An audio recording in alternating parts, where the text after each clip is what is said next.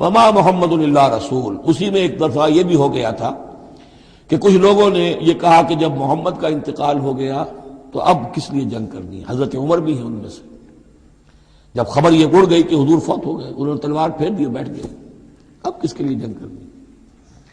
تو اس میں کہا گیا کہ یہ تو تمہارا غلط رویہ ہے، گرفت ہو رہی ہے، ہر ایک کے اوپر گرفت ہوگی، پہلی گرفت محمد پر ہو گئی صلی اللہ علیہ وسلم، لیس لک من الامر شیء۔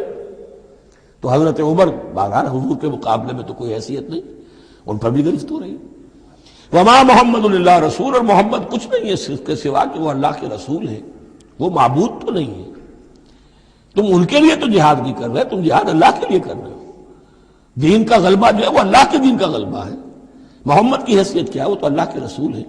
وما محمد الا رسول قد خلت من قبلہ الرسل، اور ان سے پہلے بہت سے رسول گزر چکے۔ افئن مات، تو اگر وہ ان کا انتقال ہو جائے، او قتلا، یا بالفرض وہ قتل ہو جائیں، انقلبتم علی اعقابکم، تو کیا تم اپنی ایڑیوں کے بل لوٹ جاؤ گے؟ یہی تمہارے دین اور ایمان کی حقیقت ہے۔ ومن ينقلب على عقبيه فلن يضر الله شيئا، اور جو کوئی بھی اپنی ایڑیوں کے بل لوٹ جائے گا وہ اللہ کو کوئی نقصان نہیں پہنچائے گا۔ وسيجزي الله الشاكرين، ہاں اللہ بدلہ دے گا شکر کرنے والوں کو۔ حضرت عمر چونکہ جذباتی انسان تھے، اس میں کوئی شک نہیں، تقریباً یہی کیفیت حضور کے انتقال پر پھر ہو گئی تھی ان کی، تلوار کھینچ کر بیٹھ گئے تھے، جو کہے گا محمد کا انتقال ہو گیا سر اڑا دوں گا اس کو۔